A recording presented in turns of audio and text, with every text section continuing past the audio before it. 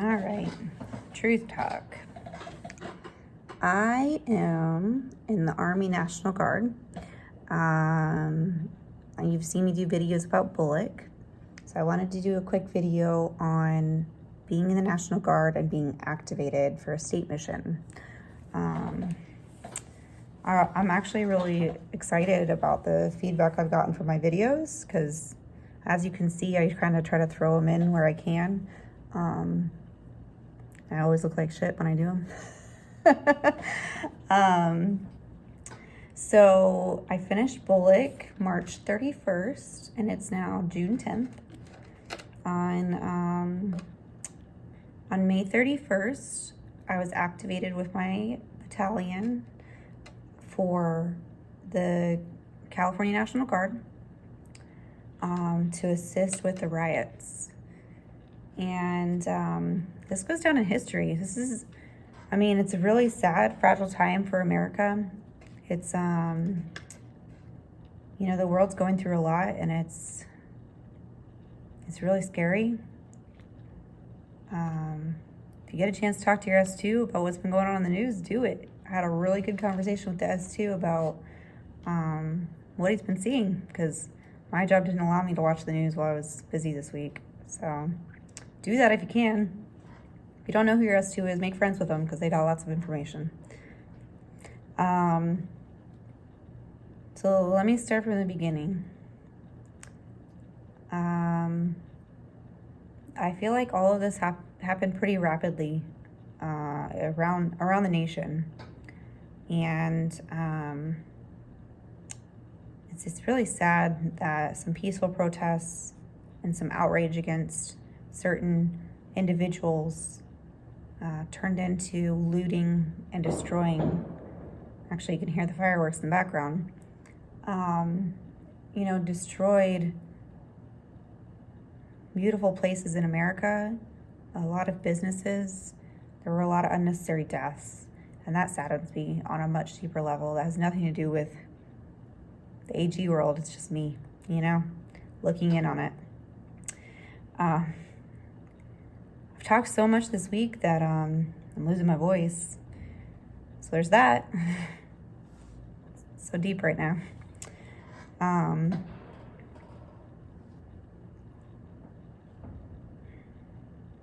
So on March 30th, I got an alert message. So if your battalion doesn't have alert messages set up, they need to get on that, because obviously it's an important thing, and it was one of the things that we got right out of the many things that we could have improved on. And got the alert message that I might be activated. Had some verbiage I didn't understand because I just didn't have the knowledge. And I told my husband, oh, okay, it looks like I'm gonna be activated. It says for 3 days. So I had already had my stuff packed when I got back from Bullock. He said, hey, you might get activated for COVID, so here's a packing list. And I packed my stuff based off that packing list. So I knew I had stuff packed, and I was like, all right, well, at least it's packed, whatever. And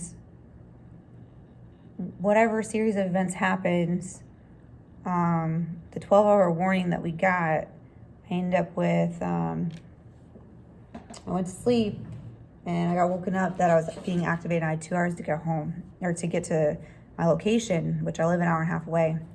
So I was a little later than I wanted to be, because I'm an officer, and I need to be the first one there, but I live so far away.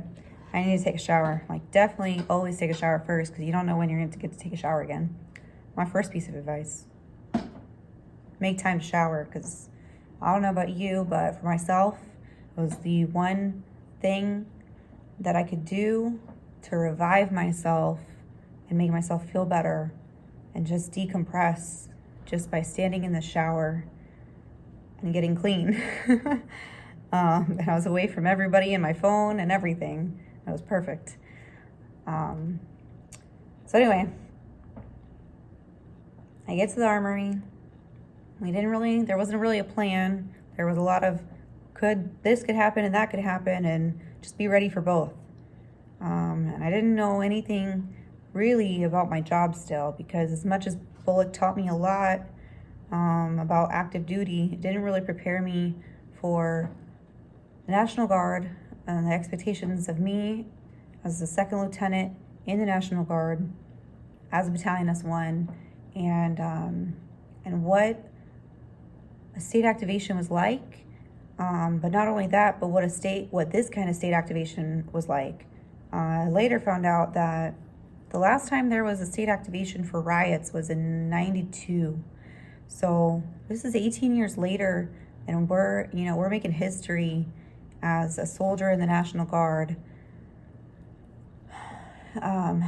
being activated in this and participating and trying to make it end and doing our part to protect the nation, doing our part to protect the state, doing our part in something that the other components of the Army don't get to do, which made me proud to be in the National Guard. I know a lot of people want to throw flack and whatever. It's a DSCA mission, right? DSCA, it's a DSCA mission. But not only that, it's one that hasn't been done in a really long time. So it was okay that I didn't know what to do and I didn't know what was expected of me, because a lot of people were in the same boat, even if they've been in the Army for a long time.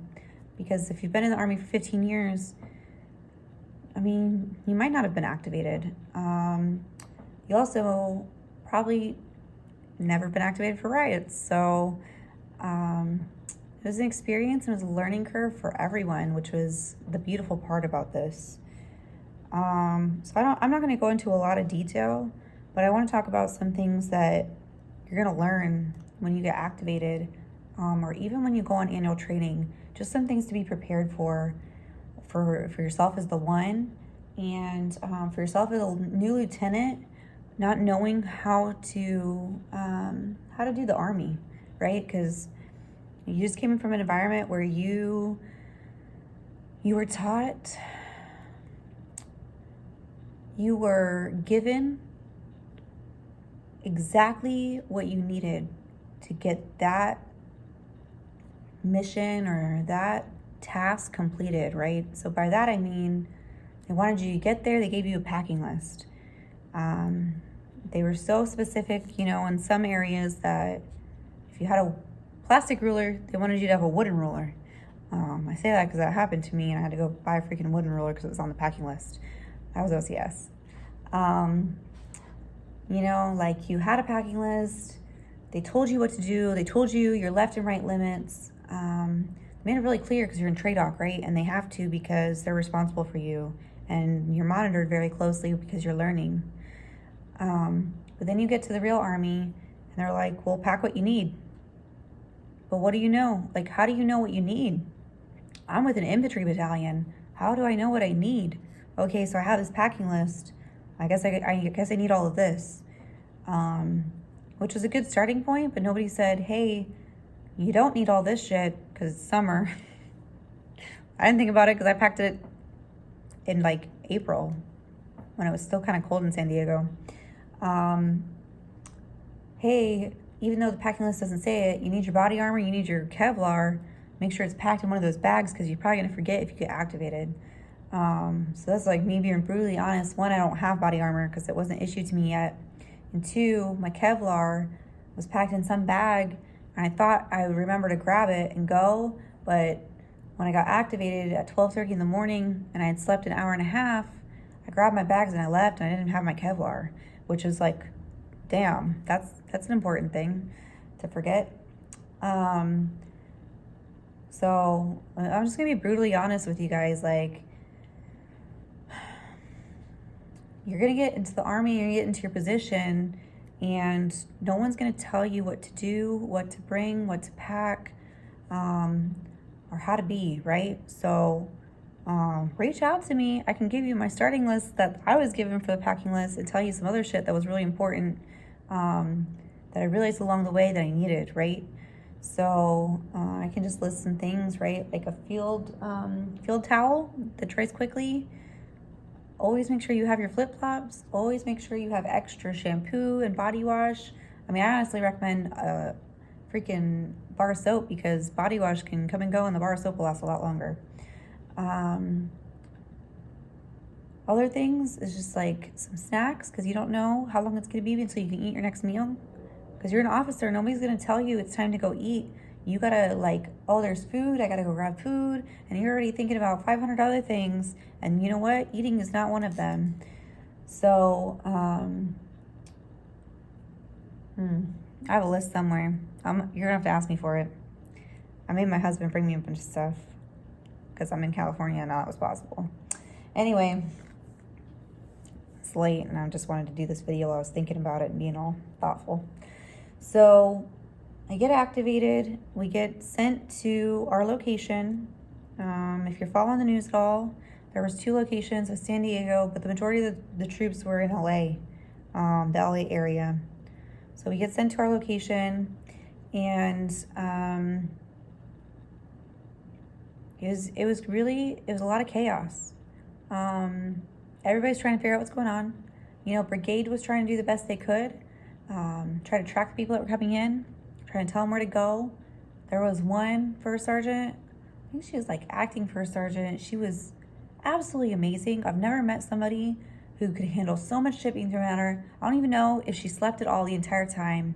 And she was sweet as pie to everyone and direct and said no when it needed to say no. You ever see anybody like that, like, remember them, go back to them, you know, become friends with them, and let that be a mentor. You know, enlisted to officer, you're gonna need that. But I was truly amazed by this first sergeant.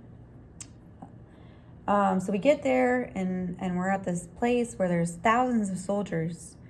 So just so you're tracking, like, at this point, COVID doesn't matter anymore because we have a much bigger problem. That's the immediate problem, the immediate mission, which is to secure the state of the state, right? Like, secure the state to be safe, protect the citizens, which is different from what we've been prepared for in any of our training, because it's not like we have an enemy, right? It's not like we're fighting a war. We are there as a presence to say enough's enough, and the chaos has to stop, and you can peacefully protest, and we're here to support that, but we're not here to let you burn down buildings and destroy property. The rules were very clear. You know, everybody had what they needed in case it was necessary to use it. However, there were very strict rules. There was no force to be used. There was no chasing to be done. You know, have your gas mask ready because the police are there and they're the ones doing everything that would require any custody or,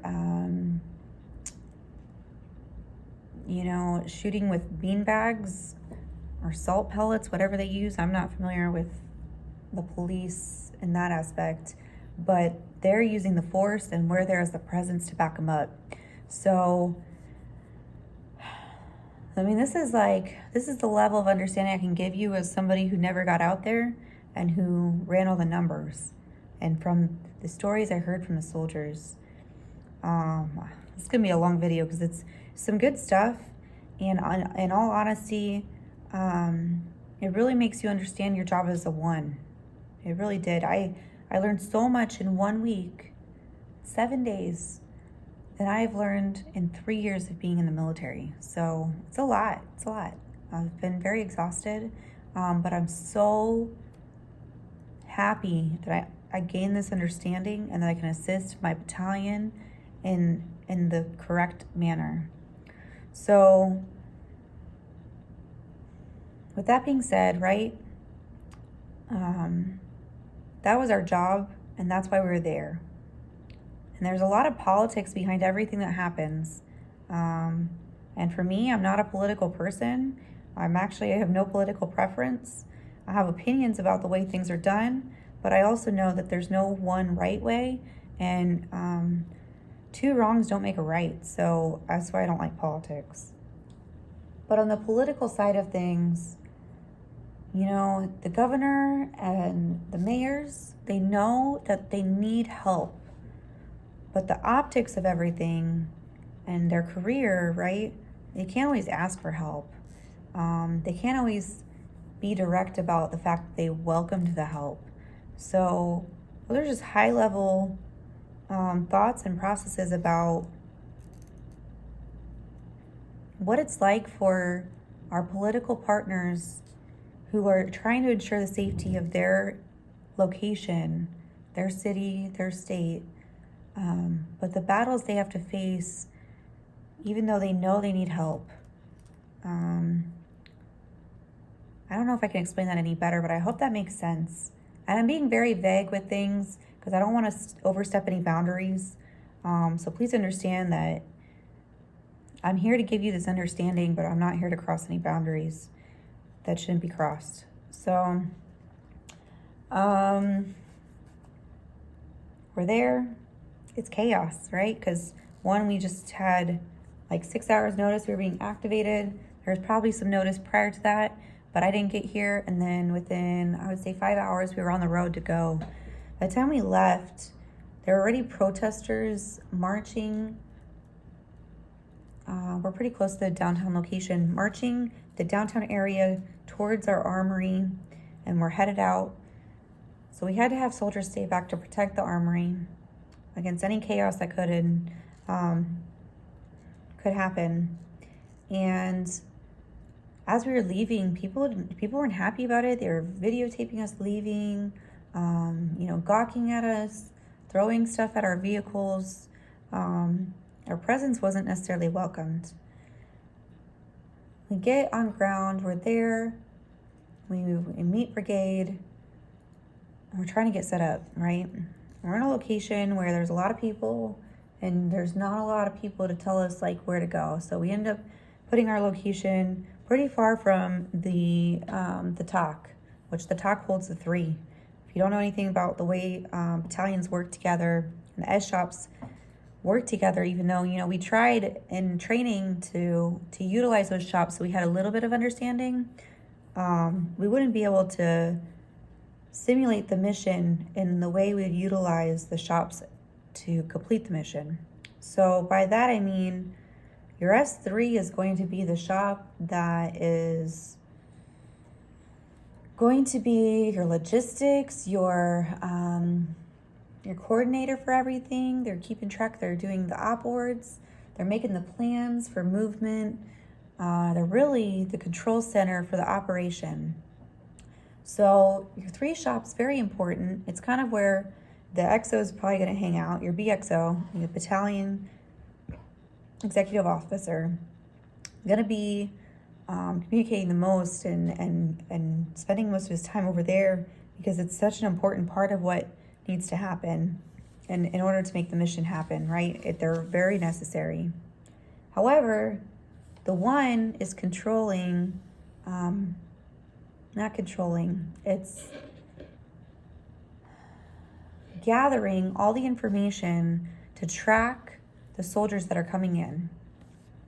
So as we have soldiers trickling in because they're finally showing up and realizing, oh, I had a text at midnight and now it's 10 in the morning and I woke up and I'm here and I'm ready to go. They're finally getting to our location. And the most important part of an S1's job at that point is to communicate with your readiness NCOs, which are no longer readiness NCOs, they're platoon sergeants. So this is information that I didn't understand at first. I was just like, why aren't my readiness NCOs getting me my per stat right now? I know people are showing up. Why are my numbers still messed up? What's going on? I don't know. I'm trying my best. Communication's key for any successful mission. You'll probably hear me say that again. So, eventually, we got a lot of boots on ground. The state said we need more. They activated the entire state.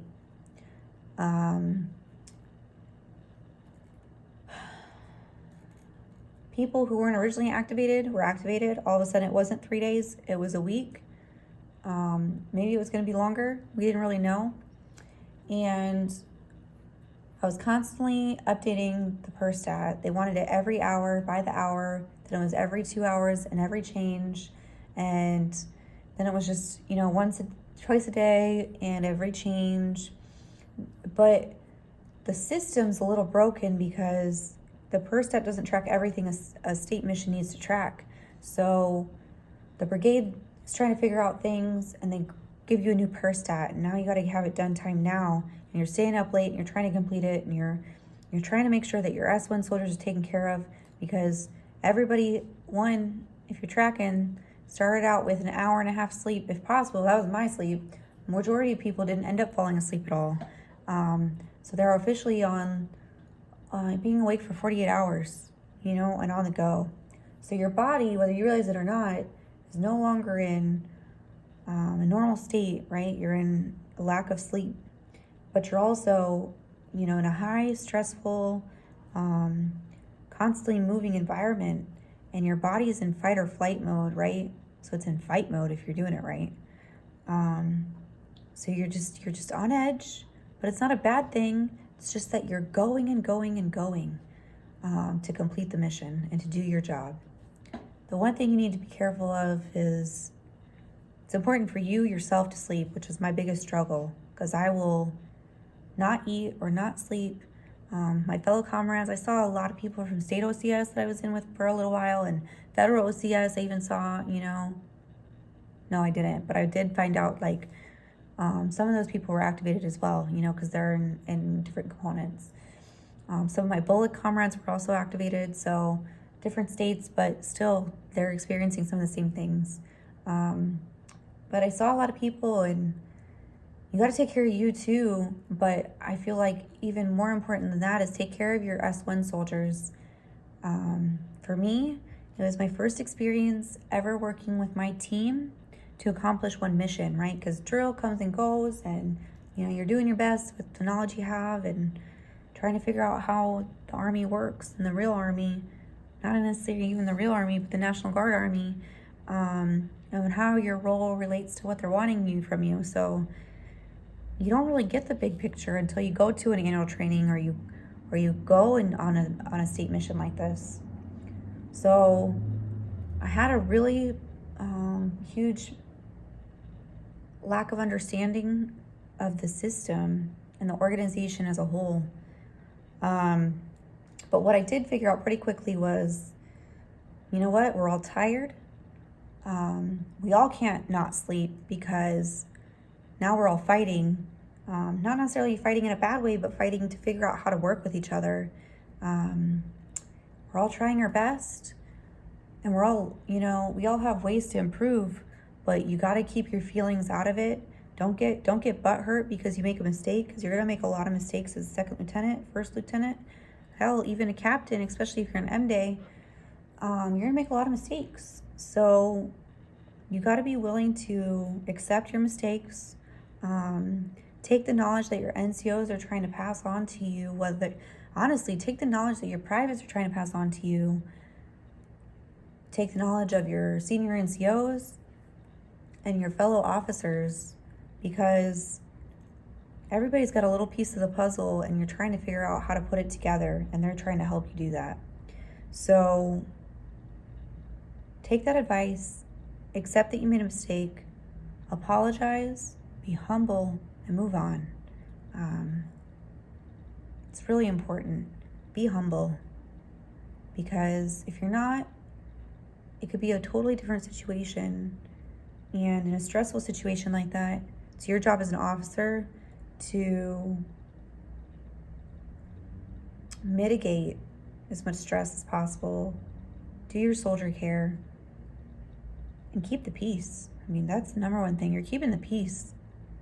So, I made plenty of mistakes, and I was very fortunate that I have an understanding commander. Our battalion commander is absolutely amazing. My BXO, which is I already said that. He's absolutely amazing as well. I've been in my position for a year and 3 months, maybe. With that being said, I had a baby and I was gone on maternity leave for 3 months, and then I went to Bullock. Came back for a drill, and then I went to Bullock and I was gone for 3 months. Fresh, So I was gone 6 months out of that 14 months, right? So I really haven't gained much knowledge. But what I have seen is the command that was here prior to the current command, there was a huge disconnect between everything. There's some mismanagement, right? And the one important thing to remember is change does not happen right away. Change should always be happening, but at a small increment. So by that, I can say from the time that I got here to the time the battalion commander started, and then the time that the new battalion XO showed up, and the time I came back from Bullock, right? Those increments of time, I saw a steady change, but the most noticeable was the command climate changed. And all of a sudden it was about, why are we trying to AWOL soldiers? Because we're in an infantry battalion and we do Muta 8s, which is 4-day drills. We do 1 month annual trainings, which the normal is 2 weeks. Why are we punishing them because their jobs won't work with them? And we understand legally their jobs are supposed to, but we also understand that not all jobs care about the legal part of it, and they still give them a lot of crap. So why are we trying to kick them out of the Army and not work with them?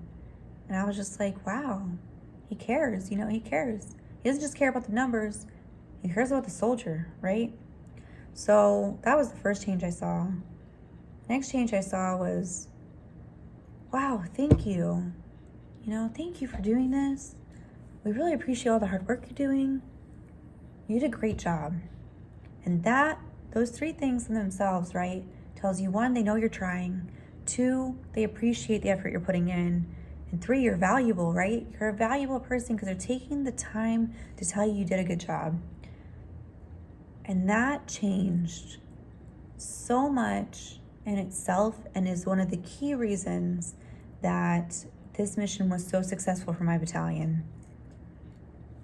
So, huge kudos. I know the Army does awards, but I'm a kudos person. It's my civilian job kicking in, but kudos to my command because I'm impressed. So anyway, let me go back into the mission a little bit. As an S1, your number 1 job is to track the by name and the by number, okay? So what I mean by that is you have your per stat. It's your Bible, if you didn't realize it, 'cause as soon as you get there, it's the first thing you're gonna learn about is the per stat. It's how you're notified that all your soldiers got to their armory and they came to drill, and what's going on with the soldiers that aren't drilling. They have different drilling statuses if they're not drilling. And then in the remarks section, they're supposed to put some sort of detail to make sense, right? This soldier's not drilling because they SUDA'd, or they per the commander, it was okay to SUDA. This soldier has a family hardship. This soldier, has a health concern, has COVID.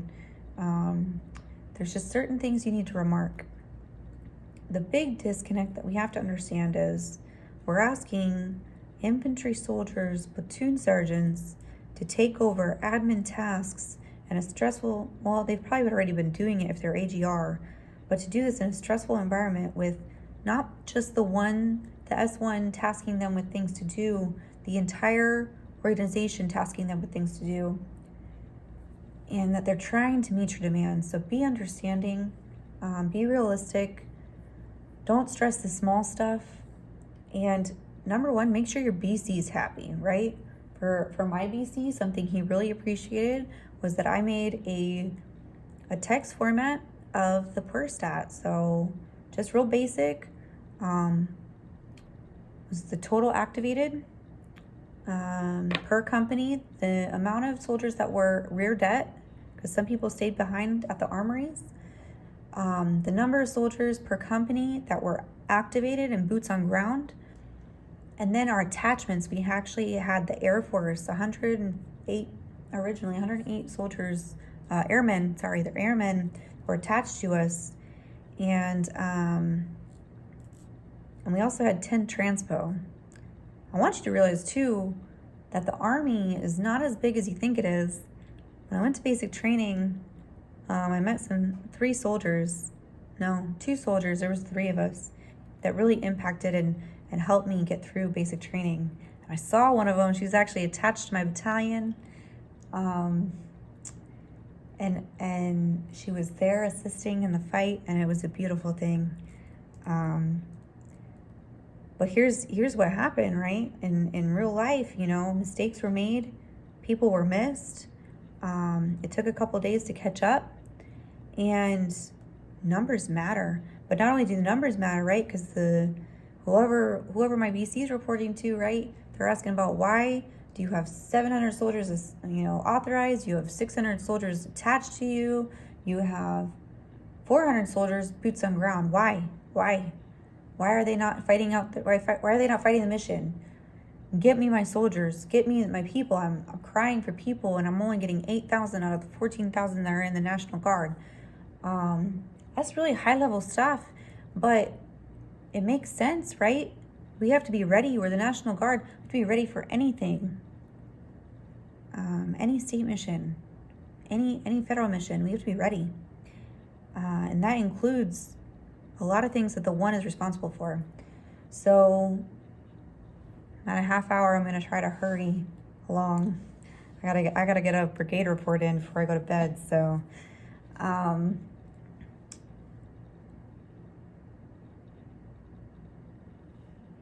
know who your primary focus is, right? So by that I mean you report to the battalion commander. Okay.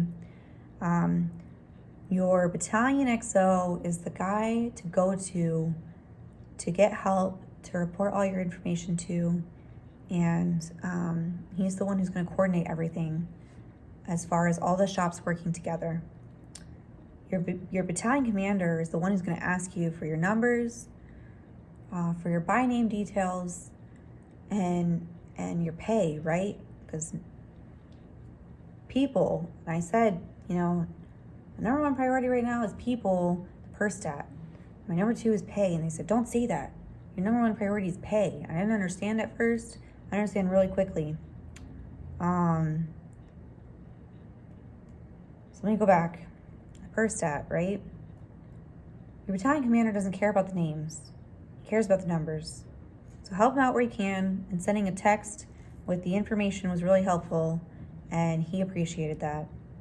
You'll get in a battle rhythm with your BC, figure out what helps him succeed, right? Certain missions, of course, we can't use text, but keep that in mind that they don't have time to open their email and look at the purse that you sent them. So whatever you can do to make that easier for him, to know the numbers, make it happen. Whether it's a note card or a slide, a picture, a whiteboard, make it easier on them. Number 2, in order to get an accurate pay, you have to have an accurate per stat. So that's why the per stat's so important, because you're managing the people by name that showed up to get paid. You're managing where they're located, where they're going to sleep, where their primary location is. Pay. It's a huge deal. It's a huge deal for each soldier. ESAD pay is, I can't even spell it out for you right now. I'm so tired. But ESAD pay is your state activation pay. And it's a lot more money than you normally would make, but you're working 24-hour missions. And in the one shop, right, you have all the companies in the entire battalion. So you're working 24 hours. So the first thing I did right was I got all my people boots on ground. For this mission, having a rear det was not the best thing for me. And they ended up coming forward day 3, and it made things a lot easier. Maybe even day 2, I can't remember. It's all a blur. They came forward, and I immediately created a schedule for all of my soldiers so that people were 15 hours on and 9 hours off. I said, look, this gives you 8 hours to sleep and 1 hour for hygiene. Do with it what you want. And everybody had a schedule. And I took my person who is just a little bit friendlier, but also he's my paralegal, and he has his own stuff to work on and his own research to do. Put him on my third shift. So he started at midnight and he ended at 1500 in the day. And I realized later on that I did that exactly right, not only for me, but for him, because he explained to me that for him to do his job right, he's got to research what the left and right limits are for the state and for the soldiers in the state during activation. And it's his job to advise the commander on these limits. And then, not only that, but he needs to communicate with brigade and ask questions, see if they're tracking the same information he is. So keep that in mind if you have a paralegal. They've got other things to work on other than just assisting the one. And make sure you allow them the time to do that. So they're being utilized in both their job, but also with any administrative tasks they can help with. So that was one of the things I did right. I made a schedule to have my NCOIC available during the bulk of the day. So that way I could give the tasks that we had, and I could run around and do my thing, do my officer meetings, and she could make sure her subordinates knew what to do. I have a good E6, and I put her in a position that she was going to be best suited for, because not only are we being state activated, a lot of us are in school. I'm not, but a lot of us are. And 3 of my soldiers out of the 6 that I have, 5 that I have, at the time, because I share some soldiers with other shops, that they were in school.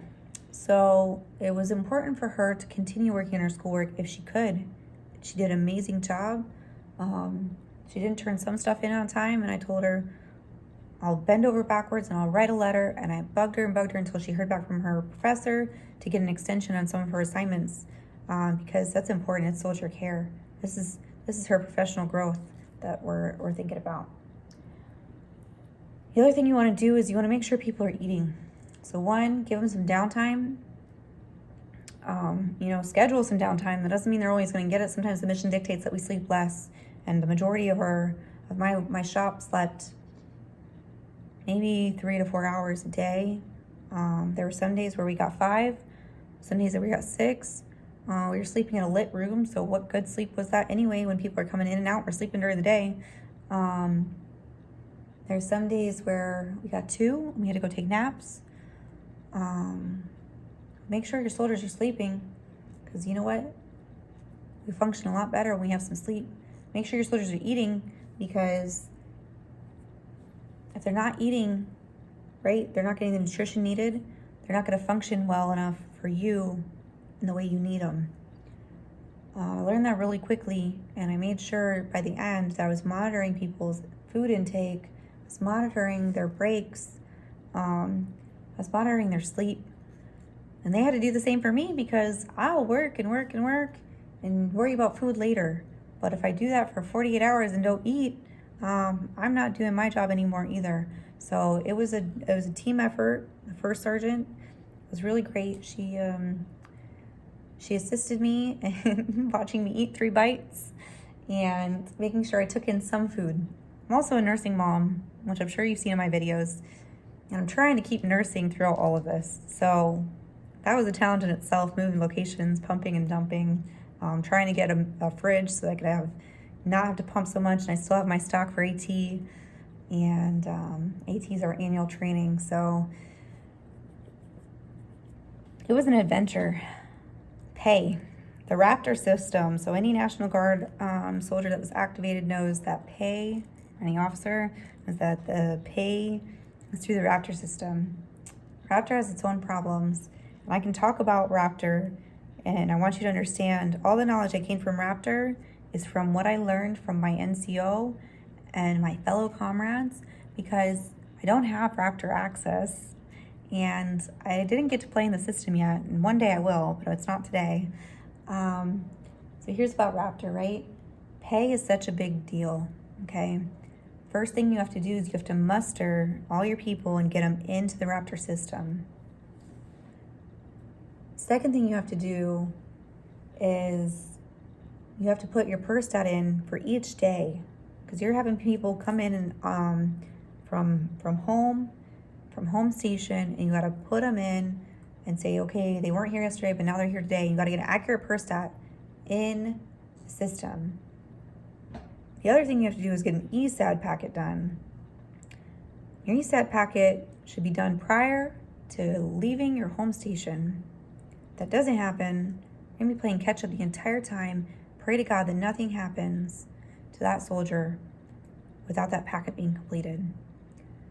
Really, those packets should be done once a year, part of any admin drills that you're doing, any big PHAs where you're trying to get a bunch of admin stuff done. And I mean, speaking from an infantry command, admin's usually the last thing on their mind. But as you can see and understand, hopefully from what I'm saying, is we obviously didn't have those packets done. And we were playing catch up the entire time, trying to get the correct forms, because even though we downloaded the forms, I specifically downloaded the forms from the website, 3 of the forms were not updated on the website. Somehow, one of my really awesome Bravo Company readiness NCOs found the right paperwork and sent it to the rest of the companies. I'm giving him an ARCOM. I haven't done it yet, but it's going to happen. He found it, shared it with the rest of the companies, sat with 2 different companies during 1 week to assist them with their Raptors input, to assist them with their packets, to help them understand, and he really helped the organization as a whole. It was a big deal. And I mean, treat those people well, keep them in your battalion. Lord Almighty, don't let them go, you know?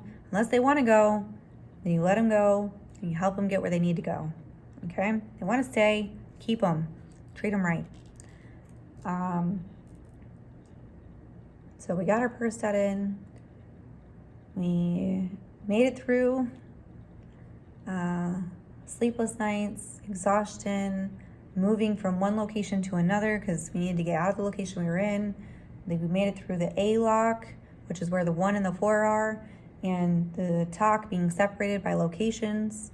We made it through all of this in the entire mission, and we get sent home. In the process of this, there was a battle of, are we going to continue to get paid the ESAD pay, because we're paying, the state is paying a lot of soldiers. And I'm going to share something personal, and you're going to realize that if you're an MD soldier, how important pay is. When you're working 24-hour operations, and you're on the go, and you're in a heightened level of stress, you're in your fight mode for a week straight, and then you're told you're not going to get paid the ESAD pay starting yesterday. You've already been awake for 24 hours. I lost my shit. I lost my shit in a situation I shouldn't have lost my shit in. And it was one of the few times I didn't get my emotions in check before I responded. Don't do it. Don't do it to your BC. Don't do it to your BXO. Don't do it to your CSM. Learn from my mistake. Get yourself in check. Yeah, be fiery. Be determined. Tell them you're going to do an IG complaint. Tell them you're going to fight for every soldier. Tell them you're going to assist your entire battalion to do IG complaints, because that's what happened. But say it in a respectful manner. Know who you're talking to. No, it's not okay to go off on a tangent because you're upset and you're passionate about making sure your soldiers are paid. Because if you're exhausted, right? Think about those soldiers on the front lines who are standing in the sun all day, standing on their feet, getting blisters, getting sunburnt, dealing with people all day long. Think about them, right? And how exhausted and how upset they'd be if they didn't get the pay. So anyway, a little personal bit. Live and learn. Move on. Apologize. Always apologize. People might say don't apologize, but my philosophy is admit you're wrong, apologize, move on. You decide you. We get home. We get the pay sorted out. We're now on orders or RMAs, which RMAs, for your information, is half of a regular day for IDT. So your regular drill day, you're getting paid half that amount in an RMA. You're getting told you're getting paid RMAs and to get in, and you're here. You're not allowed to leave. There's some security risks. You're in the battalion. You're trying to wrap up everything. Be direct. Be very direct. But before you're direct, understand what is needed from all the shops to get that soldier paid. And the most important part is the S3 and the 1 work together a lot. And the S3 and the 4 work together a lot. And the 3, the 4, and the 1 are the primary people operating and making all of this mission happen on a high level. So you have to have communication between those 3 shops, or there's going to be a disconnect, and there's going to be a lot of things that go wrong that you have to fix.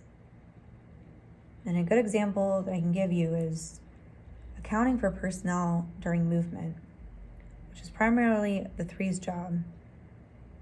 But the 1 needs to know which soldiers moved where so they can document that by name and account for that soldier. Because you got to think about it like this, right? It's a sad situation if it were to happen, but what if that soldier was driving on a support mission to refuel? That soldier, or the soldiers in that vehicle, or that LMTV, that GSA, got in an accident. They killed a civilian. They injured themselves, and 1 died. Who's the soldier? Which vehicle was it? Which convoy? Where are they headed? Where's the location? Do we know any of that? Can you track that soldier? Can you look at your PERSAT and say, this soldier was en route to this location. It's probably happened along this route. Because if you can't, there's a disconnect. So keep that in mind. So we're home, we're finishing up, working on it. I have my staff, I give them the task of the day.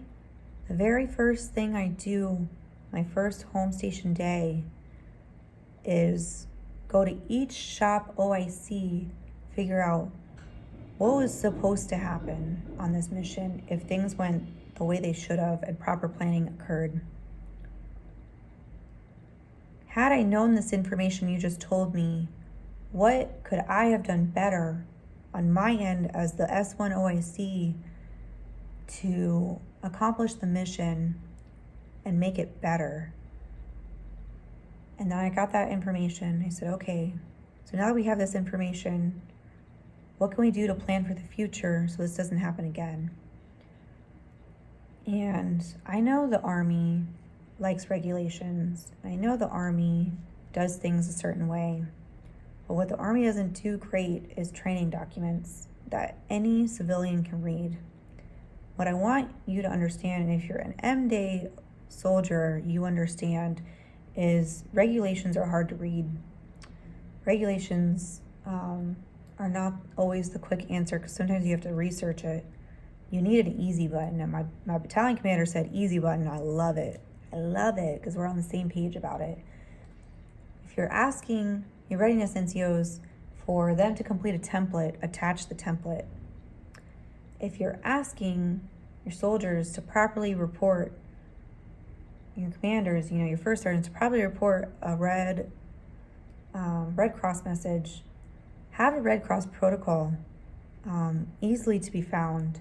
And by that I mean easy button, not on the portal, not here, not there, not there's directions somewhere and the phone number is here and this text that's buried 500 texts deep, but easy, right? Have a binder for yourself when you're sleep deprived and your NCOIC sleep deprived. Have a binder with all the protocols that should already be established if you have a good battle handoff, right? And if they're not, figure out the protocol and make these yourself. Hell, I'm going to make these and I'm going to put them on S1net when I have them complete and find them on S1net when I have them done, Share them with all your other fellow soldiers when you're getting out of bullock and change them and cater them to active or reserves or your specific state protocols, right? Utilize the resources that are being provided, because I'm not the first OIC to go through all of this, not the first OIC to be lost as all get out and lose their shit and try to do the best they can. So get a binder, put all your protocols in there in layman's term, that the fourth grader reading this could say, okay, I'm going to open up this web browser. I'm going to go to this link to get to this link to get to this link. Now I'm going to click the right top corner and I'm going to hit this button. And then I'm going to do this. And by the end, everything that I needed to do is done. And it told me step by step. So because I create training documents for a living on my civilian job, it's really easy for me to picture how this needs to be and to say this should be happening. But I recognize the Army is a very old organization and change is hard. So I'm going to create these awesome documents and I'm going to share them. And I hope that I change the Army for the better. But my number one goal is to change my shop and the way it works and the way it runs and the way we're assisting our readiness NCOs and the products they're producing. So I sat with every single shop in 2 days. I sat with every single one of my soldiers except for 2, but I still have a couple days to do that. I'm going to be here till Friday. Even though everybody left Tuesday, I made sure I stayed an extra few days to finish up everything that was required. And find out, one, this is the first time your soldiers saw you in action, right? Saw what you're capable of, saw your personality, saw the worst, the best, and the hard and the ugly of you and each other, right? Because you're all sleep deprived, you're all exhausted, we're all in fight mode this whole time. And as you're decompressing and you're reflecting on the mission and please do your after action report. We did an AAR report and we had a whole lot of improves, but you know what? We had some sustains too. There was things that we did right. There was an understanding given, and I'm not going to tell you what to do, but our first sergeant ended up walking in here, because I'll get on that in a second, but she came in here and she was able to give a level of understanding for some things that might seem petty or shit that shouldn't be on there, right? But why is this company sleeping in a hotel? We're sitting here sleeping in a big old area with the lights on and getting 2 hours sleep.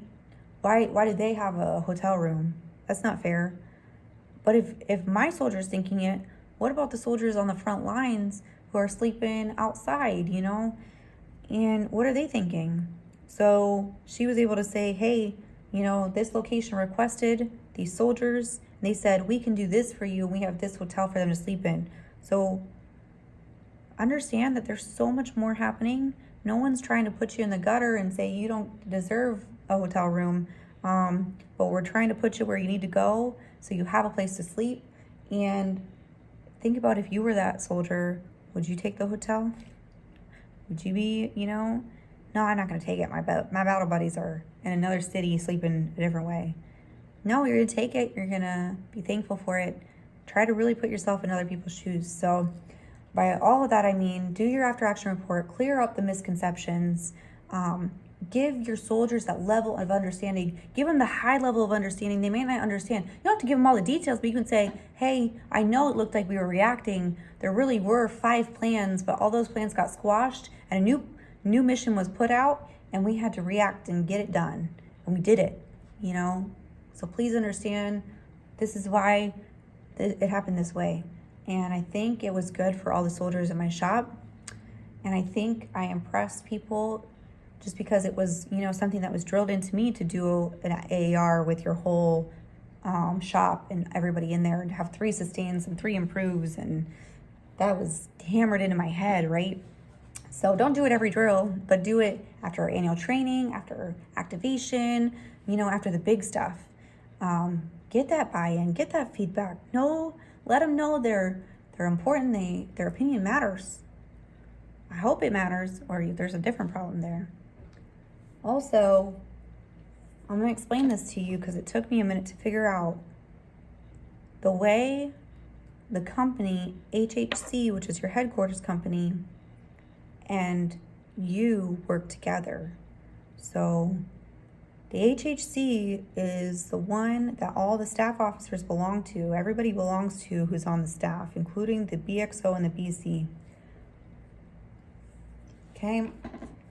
They are responsible for your food, responsible for your sleeping area. They're responsible for your personal needs, like in my case, somewhere to nurse, somewhere to just have running water to clean my pumping equipment. They're responsible for those things. You don't report to them. You report to the BXO and the BC if you're in the one. If you're in any shop. They can't task out your soldiers. They can't take your soldiers. They can't come to you and tell you they're taking your soldiers and run. And one thing I'm going to recommend is, really worked for me, is to observe, right? Observe the way things have been working. Observe your surroundings. Observe your soldiers interacting with other soldiers. Observe the tasks that you gave and the way they executed them or didn't execute them. And take that information, write it down. I mean, I have notes in my phone. I have notes in my notebook, notes on a piece of paper because I didn't have my notebook or my phone. You know, like, observe that stuff, okay? So I observed some disrespect because that's what was done, and there was no one stopping it, from the headquarters company to the one shop. They took my soldier without asking me. I needed my soldier. My soldier was offline. It's one of my strong soldiers. They were offline all day. After I specifically had a conversation, I told them I didn't want my soldiers on a mission. But it happened. I was mad about it. I had a long conversation with a mentor about it and how to handle it. And I came back and said, hey, First Sergeant, we gotta have a conversation. It's not mission essential, but it's important, so please have it on your mind. Next day, hey, First Sergeant, I know we're all busy. It's time for us to have that conversation. Let me know when you have that time. We had 3 good talks the whole time we were gone and when we came back. And professional to professional, keep your feelings out of it. Number 1 advice I can give you. There's no one's trying to hurt you as an individual. Who cares if they don't like you? It doesn't matter. When you're doing this kind of a mission, you're working in the Army, don't take anything personal. There can be a point where it does become personal, but in a mission like this, everybody's trying to get their job done. They're trying to use the resources around them to get that job done. But you got to set those left and right limits. So I set them. I said, when you take my soldiers without my permission and without a conversation, without that communication, you disrespected the OIC position, the NCOIC position, and you disrespected the battalion as a whole because you just told the entire battalion that HHC is more important than Alpha Bravo Charlie and Hotel. That's a big deal. That's a huge deal. You disrespected an entire battalion without realizing it. So I'm just gonna let you know, it's not okay with me for this to happen again. You need to go to me, you need to go to my OIC if I'm not around, my NCOIC if I'm not around, and you need to make sure that your plan will work with what we have. And if mission dictates, I will give you the soldiers I can give you. But if you take all from the one, personnel accountability is not going to happen. Pay is not going to happen. And especially awards aren't going to happen. We're almost at an hour. I'm going to hurry up and finish up. This is important stuff. I also got to get that report in. So, have hard conversations. But first, get buy-in. Get mentor buy-in. Get your fellow OACs who've been around the block a couple times buy-in. Gather all the information. Analyze the information. Formulate a plan. Formulate the conversation you're going to have. Keep your emotions out of it. And then when you're in the right headspace, have the difficult conversations. All of them. When you have those people around, don't wait until next drill because you might forget, or it might not be a priority then because there's new priority. Have them now. Do it now. I restored 5 relationships between the S1 and the fellow S shops. 5 relationships that were destroyed by me and my lack of knowledge, and were destroyed by my shop prior to me being here to take over as this OIC and this manager position. By 8 hours of conversations, I created and fostered and showed that communication is possible. I'm willing to learn, and the shop wants to work well with the other shops. Spent the whole next day, we're now Wednesday, came home Monday, okay? Spent the whole day taking my team. Don't ever let anyone tell you that it's not your place to do one-on-ones with your soldiers, because that's bullshit, okay? It's because they don't understand how to be a manager. I say that in the most loving way possible. Make sure you manage your soldiers, and don't let anyone tell you that you can't manage them the way you think you need to, okay? It was advice given to me, and I love it. It's beautiful. I spent time getting one-on-ones with my soldiers, asking them, what do you want? Do you want to be here? Do I want to be here? Has anyone asked me that? What does your future hold? Do you plan on staying in the military for 20 years? Do you plan on having a job after the military? Do you plan on moving to a different position in the National Guard?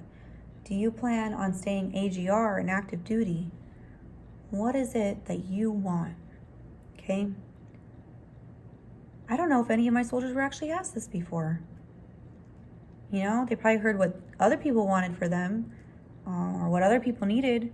Well, did anybody ever ask them, what do they need? What do they want? Are their needs being met? And I had some fantastic conversations, and very quickly, I realized I have an amazing staff who want to succeed, who want to be number one, who want to grow, and who want to be mentored and trained and do great things. Even the people who maybe didn't perform the greatest. And the disconnect in my shop, the disconnect in my location, the disconnect in my battalion, in the state, it's not anyone's fault. It's a series of events that led to it. It's mismanagement and miscommunication. It's putting people in positions they weren't ready for without having a OIC who could manage them and mentor them. It's having that XO and that BC who didn't care and just did their jobs and went home, There was no follow through, there was no soldier care. And it created a really bad environment for my soldiers. And in 3 days of being home and having countless conversations and letting my emails go, which is a hard thing for me to do because I'm a notification Nazi. Can't have those on my phone or my emails. Letting my emails go, relying on my NCOIC to pick up the things I'm not worrying about right now, and prioritizing my soldiers, seeing what they want, and letting them know I'm here for you. I'm here to hear your grievances. I'm here for you to come to at any point in time, to call me, to email me, to communicate with me. But I'm here to get you where you want to go, whether it's in the Army or outside the Army. With that being said, I need things from you. I need you to communicate with me. I need you to complete the tasks that I give you. I need you to want to learn, and I need you to help train your fellow soldiers. Because if you leave and your 4 other soldiers don't know how to do the thing you're doing, then there's a disconnect. And suddenly, now that thing's missed, and now that thing's not being done, and now we're screwed, right?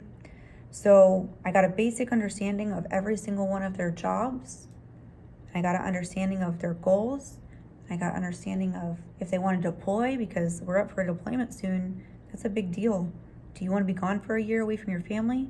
Can you afford to be gone from your family for a year? And if you can't, how can I help you get to somewhere you need to go? So have the hard conversations, have those heart-to-hearts. Let your staff know that you're here to listen. Let them know if you don't have the understanding. Gain that knowledge. Yeah, read your regulations, that's important too, but you know what? I learned more in 1 week than I've learned in 3 years.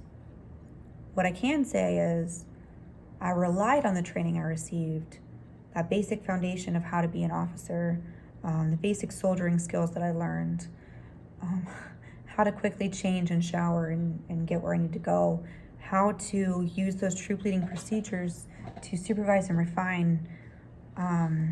They were all things I pulled from to get through this week, to analyze the data, and to formulate a plan to do better.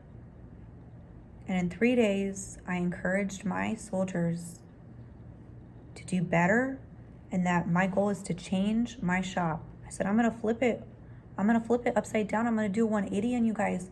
I'm gonna set the expectation and I'm gonna set the ground so that you can succeed. And if you fail my expectations, maybe I didn't do something right to train you. Maybe I didn't communicate something right. If I retrain you, I tell you what you need to do, I show you in a different way, you say you got it, you fail me again, that's a different conversation. However, you show me the quantitative data on how you're improving. You get our medical readiness, up, right? And those crappy PHA and dental numbers down. You get our separations down. You get those IST soldiers taking up our places and get them out of here. Don't hold on to the dead weight. Get them out of here. Show me the numbers. Then on your evaluations, I can be that intermediate rater and I can say, this soldier got what he needed from me and from the command, and he went from this product and these numbers to these numbers in this amount of time. So I said, you need to send me weekly updates on the tasks that you do on a regular basis, on the extra tasks I've given you, and on the numbers that you're supposed to be worrying about. Every Friday, I want an update from you. And I want it sent to my civilian email so I can look at it time now, unless it has PII. Don't send it to me. Tell me it's in my email. And I'll get online and I'll look at that email. I said, but it's a two-way street. If you're not getting what you need from me, you got to tell me. And if I'm not getting what I need from you, I got to tell you. So in 1 day of talking to each of my soldiers, I saw the morale jump from the ground to, I can't stay here anymore. I can't deal with the stress anymore. I need to get out. I need to run away. I need to go somewhere easier. The op tempo here is too crazy. It's too much. I can't do it. To, let's get this done. Let's be number one. Let's do it. In 1 day. 1 day. So I'm not saying that all my change is going to happen right now. And I had that really good conversation that my expectation is I have 100 things on my list and I'm giving you a couple tasks to complete. I expect 1% of change to occur by the next time I'm here in a month. If I don't see any change, we got a bigger problem. I gotta figure that out. But that's my goal. He said, I got goals for our one, I got goals for our battalion, and I got goals for the Army. So now I'm gonna go into my bigger goals real quick. And I might not last 20 years in the Army. That's okay. If I stay my 6, got 3 more years till they pay my student loan repayment program, and I get out, that's okay. I hope I've affected the Army in a positive manner and I've made my battalion stronger, right? Here's a huge disconnect I found already. Every officer, first sergeant, they're required and expected to do a 638 for awards. And the biggest thing you can do for your soldiers is make sure they get awards. They're getting recognized for the hard work they're doing, the sacrifices they're making for themselves and for their family to serve their country and to serve their state. Do the awards. the disconnect is I went to OCS, I went to Bullock, and I was taught how to do a 638 at Bullock. I was taught I was given a template. And I started asking my officers, well, did you learn how to do awards in Bullock? Why are these messed up? BC even put something out to help you guys. No, I was never taught awards. Why? You were never taught awards in Bullock? Why? Okay, then I'm thinking about it more. Was anyone else taught awards? No? Okay. Well, if every officer needs to know how to do it, every officer needs to get it complete and get it right the first time, why is this not taught in OCS? Why are awards not a priority, something that's hammered into you like the troop leading procedures and op orders and sticks lanes and basic soldiering skills? Why is that not a priority? So think about it, right? Think about the small picture in your shop and the piece you can do immediately to make change. But think about the bigger picture and what you can do as one soldier to create a ripple effect so that all soldiers get to learn the knowledge they need to know. And a good example is, I had a soldier tell me a story that it saddened me. He was just in here, explaining what it was like on the streets. And he said, I don't have a PL. I'm a platoon sergeant. And I could see out of the corner of my eye a civilian throw something at the police. And I saw the police motion for gas. I immediately went into deployment mode. And I said, gas, gas, gas, gas, right? Did the motion. Told my soldiers to put their gas masks on. We got our gas masks on, but I don't have a PL, and I couldn't text fast enough to get all the information out. I had to take a breath, take my mask off, put the information in, put my mask back on, call in the rest of the information. And he's experiencing pain because I don't know if you remember from basic or if you didn't go to basic because you're ROTC. Shit, that burns. Oh my God, it burns. Try to get through the soldier's creed and you get through the first line and you can't breathe. So think about that soldier trying to get this important information across to the battalion to let him know what's going on. He's getting gassed. I'm getting emotional because think about that soldier care. Everything he went through in that moment, how much he succeeded, making sure his men were taken care of. Think about that. Now, in your position as the one, how can you help him get a PL? So the next time we're activated, because 2020 has been crazy, man. Who's to say we're not going to get activated again? What can I do to make sure he has a PL so he's not getting gassed, right? Well, who's sitting in that PL slot?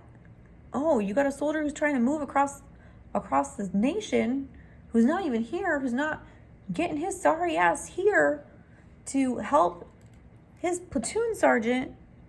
I don't even know if it's the same soldier, but it was a situation, right? Okay. Now I know my job as the one is to not only make sure that my soldiers are getting accounted for, getting paid, it's to make sure that the positions, the empty, dead weight is getting out. They're getting separated. They're getting moved to their new state. They're going to the active duty. They're going to the civilian world. They're getting out of my paragraph in line. And I'm getting a PL, who has experience or not, into that position. So that soldier, next time this happens, does not have to get gassed. So it's an hour and 15 minutes. I'm going to close with this. The two things I repeatedly said throughout this mission was communication is key. You communicate with me, we'll work great together. If you don't communicate with me, I'm going to rely on the facts that I have. So you can tell me later on, well, I got that information you wanted. But did you communicate that information to me? Because if you didn't, then the facts that I have is I didn't get the information I requested, you didn't complete the task that was required of you, and those are my facts. Do your battle handoffs, communicate to all levels, up and down, and have the hard conversations without emotions. And if that means taking yourself out of the equation and saying your position and your shop, right? I had hard conversations and I said, it's not about me. It's not about my NCOIC. It's not about the feelings that were had prior to this. It's about the position. You disrespected the OIC. You disrespected the NCOIC positions. You disrespected the battalion as a whole. Take yourself out of it. It's not about you. Okay? And I hope, I said that to my NCOIC 10 times this week. And I hope that sticks with her for life, because it took me many years to figure it out myself. Took me being a class leader for 12 weeks and going home and crying and being stressed out, and a class advisor, a class instructor telling me, hey, don't get mad about it. You're put in this position to learn how to deal with all these people. Think about the experience you're gaining from dealing with all these people. Think about how you're going to handle those situations better the next time. And I was like thinking about that, and I'm like, she was right. I was in stressful situations. I may not have always succeeded. I may have pissed a lot of people off, but I didn't do that this time. And this time it really matters, because these are the people I'm going to work with all the time. I was able to go back to my group me with my fellow bullock buddies and say, I'm sorry, guys. I know I put you through hell, but thank you. You taught me a lot, and I didn't do the same thing again. So I hope this is helpful for you. If you have more questions and you're looking for a mentor, I'm not quite there yet to give you all the things you're looking for, but I will help you in any way I can. And I'll continue to try to do videos on things that I learn and the ways that I've made my shop successful when it happens. So now we're in 17 minutes in. I'm going to sign off here, and I'm going to get this brigade report in a little bit late, but before I go to bed, I'm going to wake up and I'm going to do the same thing again tomorrow. Change is hard. Change doesn't happen all at once, but it starts with you. It starts with you taking your management position in an OIC position, and it starts with you striving to make it better. Really think about it yourself. Why are you here? What do you want to accomplish while you're here? And how do you want to affect the organization that you're in? All right, guys. Have a good night.